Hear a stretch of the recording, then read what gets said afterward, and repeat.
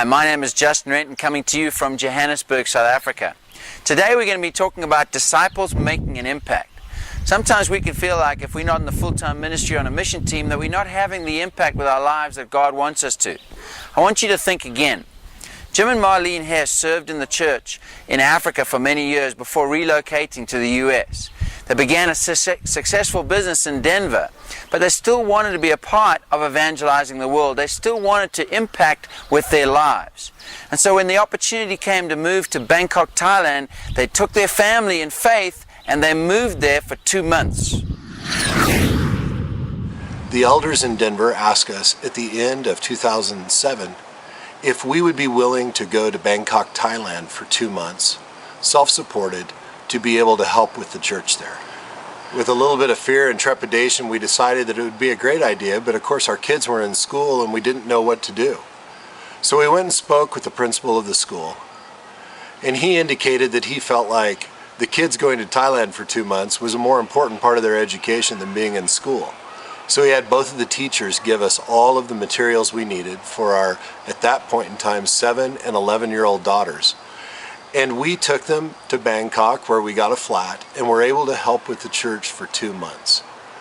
The time for our kids and for us to be able to bond with the disciples in Asia was absolutely extraordinary. And truly to this day is one of the great highlights of our lives. And so we're very excited to be able to share this with you and hope that many, many other couples can take off a month or 2 months or even more time than that and go and help some of our many churches throughout the developing world who would be so grateful for the time spent by disciples from the West. You know, what was amazing for me is that I was very nervous about the kids picking up in the middle of the school year and going, but I was able to homeschool them for several months, and the report when they got back to school was that they actually far exceeded where they would have been because I took the time out to homeschool them while we were on the mission field. I started working overseas when I was 18 in Haiti, and then went to Africa for many years and was able to be a part of the India mission team, and really am so grateful to go back and help out with people around the world. Jim and Marlene are a great example of disciples who are making a difference by going to foreign nations and helping churches. But oftentimes we can make a difference by simply noticing a need around us and stepping up to meet that need. Hope Worldwide and some disciples in the Joburg church recently did that.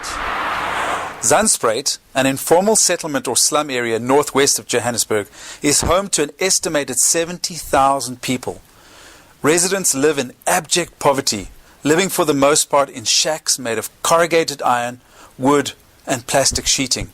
This extremely poor area has an unemployment rate of over 70%, and residents here face major challenges such as poor access to basic sanitation and water, safety and security risks, recurrent shack fires, and a host of health hazards. HIV prevalence and rates of domestic violence are very high, while substance abuse and incidents of child neglect and abuse are on the rise. Zandspruit has only one primary health clinic that serves not only this vast population, but also several neighboring areas as well. It also has only one primary school that is very run down and very overcrowded. Combined, these challenges are having a devastating impact on children. In order to start addressing some of these challenges, Hope Worldwide organized and hosted a one-day service providers Imbizo, or gathering, on the 29th of May that brought several service providers together in one location to help the community access basic information and services. Prior to the event, and with the support of the community leaders, volunteers from the community went door to door informing residents of what services would be available. Residents began queuing early in the morning, and by the time we opened the doors, there were already several hundred people waiting there. The event was officially opened by the government's ward councillor. We are very grateful for the wonderful services and information provided by the enthusiastic volunteers from the Johannesburg Church of Christ and Standard Bank. In light of the high levels of child abuse, the police spoke to children about their rights and about how to protect themselves. The Department of Home Affairs stayed late providing the young and old with identification documents and birth certificates. Their children were treated to music, prizes, face painting, and disky dancing.